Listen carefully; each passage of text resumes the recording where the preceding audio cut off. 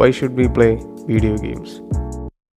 ഇത് വെറും ഫൺ മാത്രമാണോ, അല്ലെങ്കിൽ അതിനപ്പുറം എന്തെങ്കിലും ഉണ്ടോ?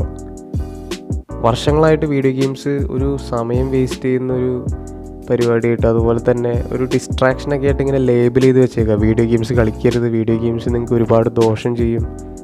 പക്ഷേ ലക്ഷക്കണക്കിന് ആൾക്കാർ വീഡിയോ ഗെയിംസ് കളിക്കുന്നുണ്ട്. എന്തുകൊണ്ട്? അതുപോലെ തന്നെ മൂവി ഇൻഡസ്ട്രി, മ്യൂസിക് ഇൻഡസ്ട്രി, ഇതിനേക്കാൾ കൂടുതൽ ടേൺ ഓവറും ഗ്രോത്തുമുള്ളൊരു ഇൻഡസ്ട്രിയാണ് ഗെയിമിംഗ് ഇൻഡസ്ട്രി. എന്തുകൊണ്ട്? നൗ, നിങ്ങൾ ഒരുപാട് വീഡിയോ ഗെയിംസ് കളിച്ചിട്ടുള്ളവരായിരിക്കും. മേ ബി നിങ്ങൾ ഈ ടോപ്പിക്കിലേക്ക് ഫ്രഷായിട്ട് കടന്നു വരുന്ന ഒരാളായിരിക്കും. സോ നിങ്ങൾക്കും ഈ വീഡിയോ കാണാം. കാരണം നമ്മൾ ബേസിക്സിൽ നിന്ന് തന്നെയാണ് തുടങ്ങുന്നത്. What is A video game? ഒരു വീഡിയോ ഗെയിം എന്ന് പറഞ്ഞു കഴിഞ്ഞാൽ സിമ്പിളായിട്ട് പറയുകയാണെങ്കിൽ ഒരു ഇൻട്രാക്റ്റീവ് എക്സ്പീരിയൻസ് ആണ്. ഐ റിപ്പീറ്റ്, ഇൻട്രാക്റ്റീവ് എക്സ്പീരിയൻസ് ആണ്. നമ്മളൊരു സിനിമ പോലെ വെറുതെ കണ്ടുപോവല്ല, അല്ലെങ്കിൽ ഒരു ബുക്ക് വായിക്കുന്ന പോലെ നമ്മൾ വായിച്ചു പോവല്ല, ഒരു മ്യൂസിക് കേൾക്കുന്ന പോലെ നമ്മൾ വെറുതെ കേട്ടു പോവല്ല. വീഡിയോ ഗെയിംസിൽ നമ്മൾ കണ്ടും കേട്ടും വായിച്ചും അതുപോലെ തന്നെ ആ വീഡിയോ ഗെയിമായിട്ട് ഇൻട്രാക്റ്റീവ് ചെയ്തുമാണ് നമ്മൾ പോകുന്നത്.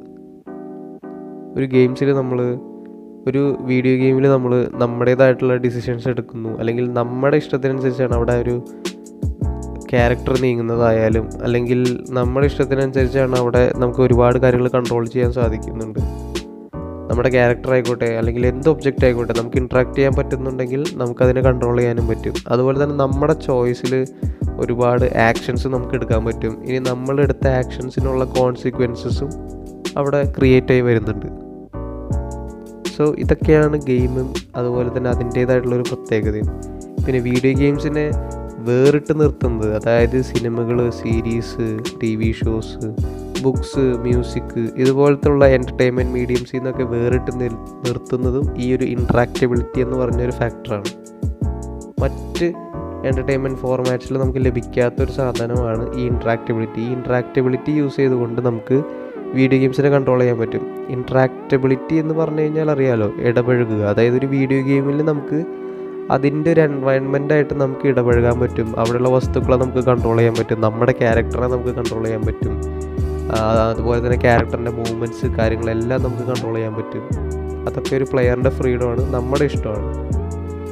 ആസ് ക്രിസ് ക്രോഫോർഡ് സേസ്, ഒരു വീഡിയോ ഗെയിം എന്ന് പറയുന്നത് ഒരു സംഭാഷണമാണ്, ഒരു കോൺവെർസേഷനാണ്.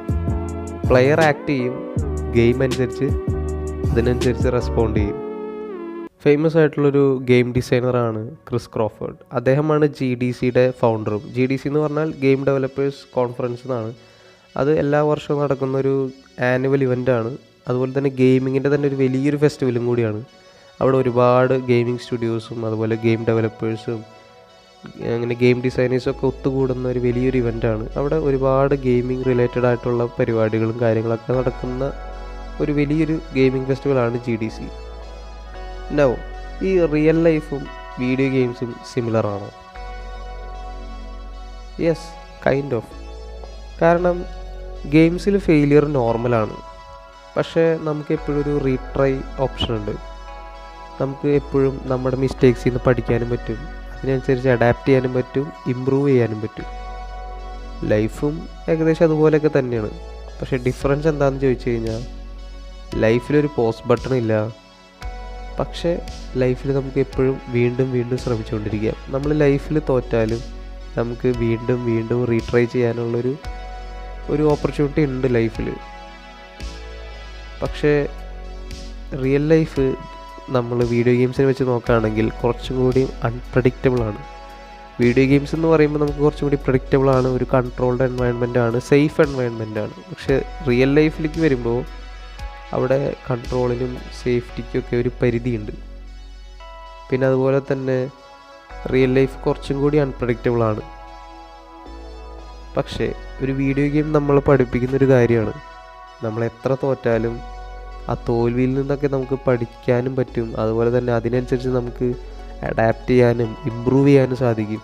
നമുക്ക് വീണ്ടും ശ്രമിക്കാം. ആ ഒരു ലെസൺ നമ്മൾ റിയൽ ലൈഫിലേക്ക് എടുത്താൽ തന്നെ അവർ ലൈഫ് വിൽ ബി ഓസം.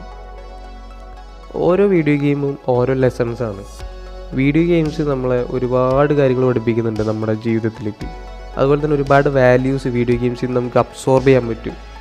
ഒരു പ്രഷേർഡ് ആയിട്ടുള്ളൊരു സിറ്റുവേഷനിൽ എങ്ങനെ സ്ട്രാറ്റജിക്കായിട്ടും കുറച്ച് കാമായിട്ടൊക്കെ ചിന്തിക്കാനൊക്കെ സാധിക്കുക. അതുപോലെ തന്നെ നമ്മുടെ പ്രോബ്ലംസ് എങ്ങനെ സോൾവ് ചെയ്യാൻ സാധിക്കുക.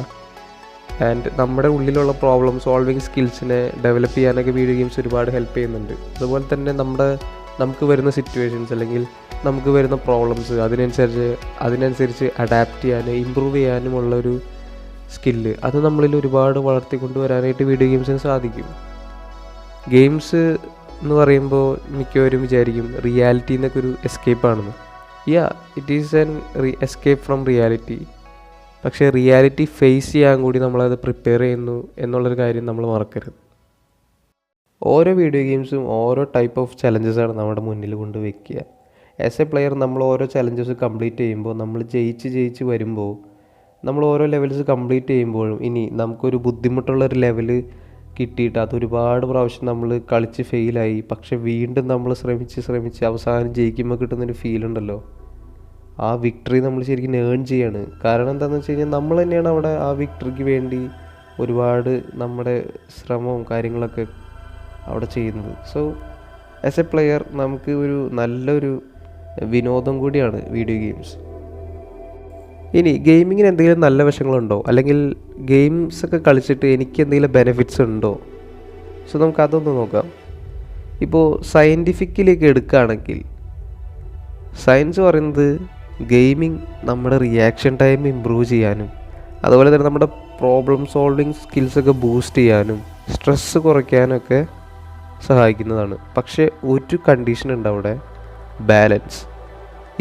ഈ വീഡിയോ ഗെയിംസൊക്കെ ഒരു ബാലൻസ്ഡ് ആയിട്ടുള്ള ഒരു രീതിയിലാണ് നമ്മൾ കൊണ്ടുപോകുന്നത്. അല്ലെങ്കിൽ ഒരു ഹെൽത്തി ഗെയിമിംഗ് ഒക്കെ ആണെങ്കിൽ നമുക്ക് ഈ പറഞ്ഞ ബെനിഫിറ്റ്സ് കിട്ടും. അതായത് ഗെയിംസിൻ്റെ ഒരുപാട് ബെനിഫിറ്റ്സ് ഉണ്ട്. നമ്മുടെ ഹാൻഡ് ഐ കോർഡിനേഷൻ, അതുപോലെ തന്നെ നമ്മുടെ റിയാക്ഷൻ ടൈം ഇമ്പ്രൂവ് ചെയ്യാൻ, നമ്മുടെ റീഫ്ലക്സസ് ഇമ്പ്രൂവ് ചെയ്യാൻ, നമ്മുടെ പ്രോബ്ലം സോൾവിങ് സ്കിൽസ് ഇമ്പ്രൂവ് ചെയ്യാൻ, നമ്മുടെ ബ്രെയിനിന് തന്നെ ഒരു നല്ലൊരു എക്സസൈസും കൂടിയാണ് ഈ ഗെയിമിംഗ്. പക്ഷേ ഈ പറഞ്ഞ ഗുണങ്ങളൊക്കെ നമുക്ക് എപ്പോഴാണ് കിട്ടുന്നതെന്ന് ചോദിച്ചു കഴിഞ്ഞാൽ നമുക്കൊരു ബാലൻസ് ആൻഡ് ഹെൽത്തി ആയിട്ടുള്ളൊരു ഗെയിമിംഗ് ഹാബിറ്റ് ഉണ്ടെങ്കിൽ മാത്രം. നമ്മൾ ഗെയിംസിന് വേണ്ടി ഒരുപാട് സമയവും ഒരുപാട് പൈസയും ഒക്കെ അനാവശ്യമായിട്ട് ചിലവഴിക്കുകയാണെങ്കിലാണ് നമ്മൾ ഈ വാർത്തകളിലൊക്കെ കാണുന്ന ഒരുപാട് കാര്യങ്ങൾ കണ്ടിട്ടുണ്ട്. വീഡിയോ ഗെയിംസ് കാരണം അഡിക്റ്റായി, അതുപോലെ തന്നെ വീഡിയോ ഗെയിംസ് ഒരുപാട് പൈസ ചിലവ് ചെയ്യുന്ന ഒരു പ്രകൃതമൊക്കെ കണ്ടിട്ടുണ്ട്. വീഡിയോ ഗെയിംസിന് വേണ്ടി കുറേ പൈസ ചിലവ് ചെയ്യുന്നവർ ഒക്കെ നമ്മൾ വാർത്തകൾ കണ്ടിട്ടുണ്ട്. സോ ആ ഒരു കാര്യങ്ങളിലേക്കൊക്കെ പോകാതെ നമുക്ക് നല്ലൊരു ഹെൽത്തി ആയിട്ടും നമുക്ക് വീഡിയോ ഗെയിമിൻ്റെ ഒരു ഫുൾ ബെനിഫിറ്റ്സും കിട്ടണമെങ്കിൽ എപ്പോഴും ബാലൻസും അതുപോലെ തന്നെ അതിൻ്റേതായിട്ടുള്ളൊരു സമയം ക്രമീകരിച്ച് കളിക്കുക video games. And video games കളിക്കുമ്പോൾ എൻജോയ് ചെയ്യുക.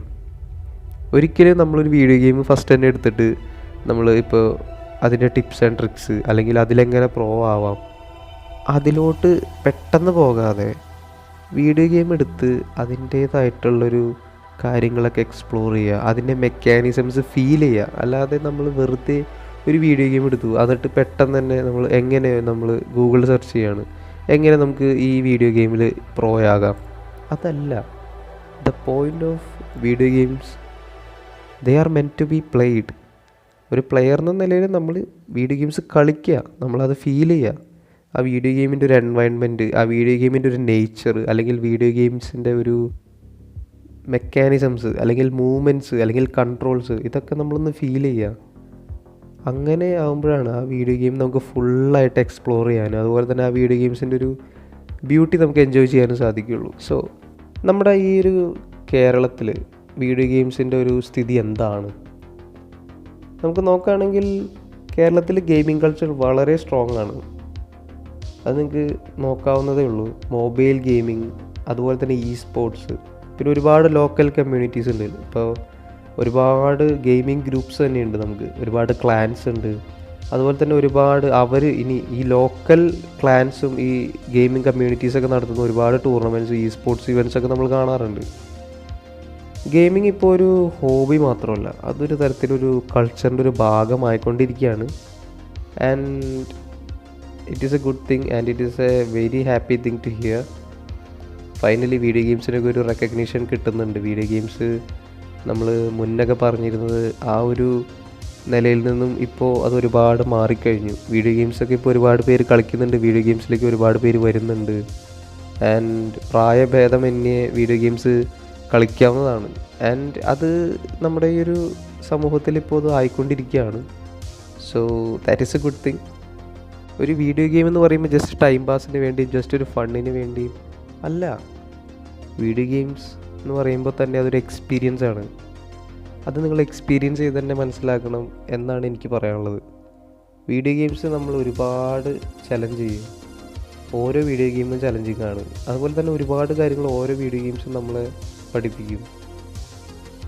നമ്മൾക്ക് ഒരുപാട് ഫ്രണ്ട്സിനെ ക്രിയേറ്റ് ചെയ്യാനും അവരായിട്ട് കണക്ട് ചെയ്യാനൊക്കെ വീഡിയോ ഗെയിംസ് ഹെൽപ്പ് ചെയ്യും. അതുപോലെ തന്നെ നമ്മുടെ ഉള്ളിലുള്ള ഒരുപാട് വാല്യൂസിനെ നമ്മൾ പോലും അറിയാതെ ചിലപ്പോൾ നമ്മൾ ഡെവലപ്പ് ചെയ്ത് കൊണ്ടുവരാനായിട്ട് വീഡിയോ ഗെയിംസ് സാധിക്കും. So they help us grow. So why should we play video games? They challenge us, they teach us, they connect us, they help us grow. Video games are not just games, they are experiences.